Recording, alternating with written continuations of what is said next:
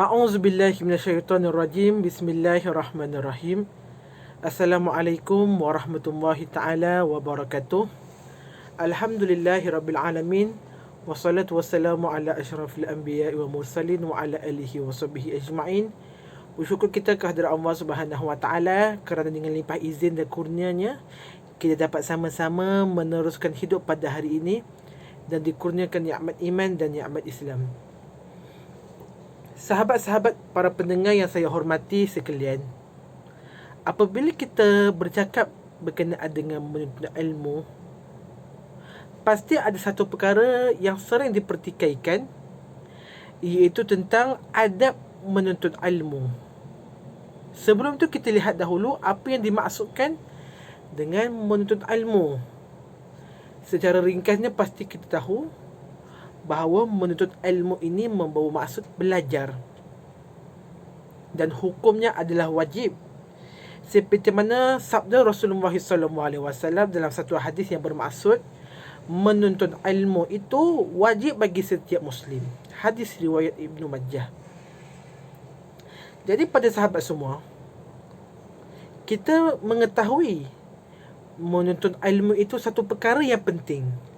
Tapi adakah kita tahu bahawa menjaga adab semasa menuntut ilmu juga satu perkara yang penting? Kerana apa? Kerana apabila kita menjaga adab menuntut ilmu, barulah kita mendapat keberkatan dalam ilmu yang kita pelajari. Jadi pada hari ini, para pendengar yang saya hormati sekalian, saya nak kongsikan secara ringkas beberapa adab menuntut ilmu dalam 5 aspek yang penting. Yang pertama ialah niat. Ini yang paling penting sekali. Apa tujuan kita belajar? Apa niat kita dalam mempelajari sesuatu perkara? Adakah kita belajar hanya sekadar mahu dipuji? Adakah kita belajar mengharapkan keredaan Allah Subhanahu wa taala? Adakah kita belajar hanya sekadar untuk mendapat sijil dan lulus dalam peperiksaan? Ingat, niat itulah yang akan menentukan tindakan dan masa depan kita. Begitu penting kita tentukan apakah niat yang terbaik dalam menuntut ilmu. Sudah pastinya niat kerana Allah Subhanahu wa taala. Kerana ilmu adalah milik Allah Subhanahu wa taala dan ilmu adalah pinjaman buat diri kita. Itu yang pertama. Yang kedua, sidang pendengar sekalian, ialah persediaan dalam menuntut ilmu. Sebelum kita memulakan pembelajaran, menjadi tanggungjawab kita untuk membuat persiapan. Persediaan. Sebelum memulakan kelas, sebelum bermulanya kelas, kita bersiap dulu. Pakaian mesti kemas, walaupun dalam online, begitu penting. Persediaan dari segi alat tulis, bahan catatan, persediaan diri, jasmani dan rohani, itu semua penting. Kerana apa? Kerana kita mahu belajar. Kita mahu menuntut ilmu untuk kehidupan kita. Dan ilmu ini mempunyai keberkatan. Jadi untuk kita mendapatkan keberkatan, kita perlu mempunyai persediaan yang rapi. Itu yang kedua. Yang ketiga pula ialah penerimaan ilmu. Ini lebih kepada semasa pembelajaran berlangsung. Kita belajar dengan penuh fokus. Kita menumpukan perhatian sebaik yang boleh terhadap guru kita yang sedang mengajar kepada kita ilmu yang bermanfaat. Begitu penting sekali untuk kita mengamalkan doa sebelum kita memulakan pembelajaran. Antaranya kita amalkan Allahumma ftah alaina hikmataka wa syur alaina min khazaini rahmatika ya arhamar rahimin. Ada juga yang mengamalkan Allahumma zidna ilman nafi'ah. Ya Allah, kurniakanlah kepada aku ilmu yang bermanfaat. Berbagai lagi doa yang boleh kita amalkan. Kalau tak erti bahasa Arab, boleh amalkan dalam bahasa Melayu. Bahkan bahasa Melayu lebih mudah untuk kita fahami bagi yang kurang fasih bahasa Arab seperti saya.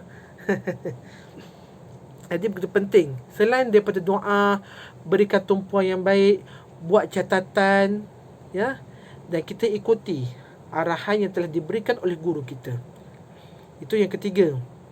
Yang keempat, penghayatan dan juga mengamalkan ilmu. Ini amat penting.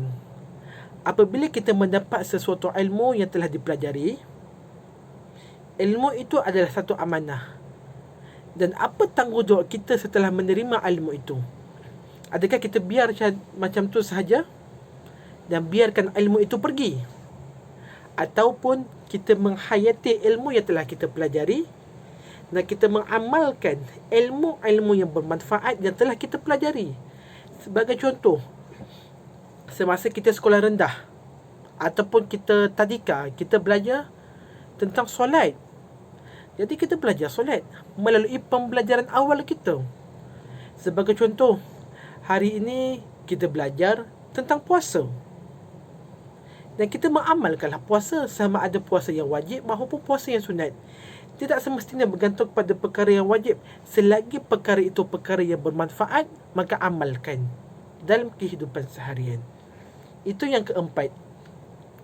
Yang kelima adalah sebarkan ilmu.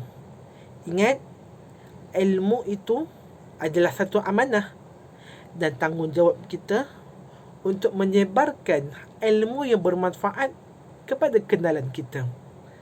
Paling kurang pun kepada rakan-rakan kita, ahli keluarga kita, kepada sesiapa sahaja, selagi ianya adalah ilmu yang sahih dan ilmu yang bermanfaat kepada kita bersama. Begitu penting sekali sahabat semuanya, kita tekankan tentang adab dalam menuntut ilmu dan adab terhadap ilmu itu sendiri. Sebagai kesimpulan sahabat semua, marilah sama-sama saya ajak diri saya dan juga penonton semua, muslimin muslimat yang menonton video ini, untuk sama-sama kita mengamalkan adab semasa menuntut ilmu dan adab terhadap ilmu itu sendiri. Kerana ilmu itu adalah satu pinjaman dari Allah Subhanahu Wa Taala, dan pinjaman itu adalah amanah terhadap diri kita.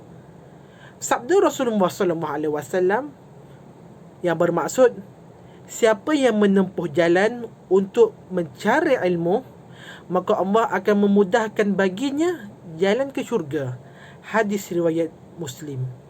Dalam menuntut ilmu, ini perlukan pengorbanan. Jadi sama-sama kita muhasabah diri dan berkorban dalam menuntut ilmu bagi menuju keberkatan Allah Subhanahu Wa Taala. Ingat, ilmu banyak mana pun yang kita pelajari, tapi tiada keberkatan, tak ada guna ilmu itu buat diri kita. Tetapi walaupun yang kita belajar itu sedikit, tetapi ada keberkatan, diberkati oleh Allah Subhanahu Wa Taala, maka ilmu itu sangat bermanfaat buat diri kita. Sekian itu sahaja buat kali ini. Saya mohon maaf atas segala kekurangan, yang baik dari Allah Subhanahu Wa Taala dan yang kurang itu daripada diri saya sendiri. Saya akhiri dengan kalimah yang mulia, wabillahi taufiq wa hidayah. Assalamualaikum warahmatullahi taala wabarakatuh.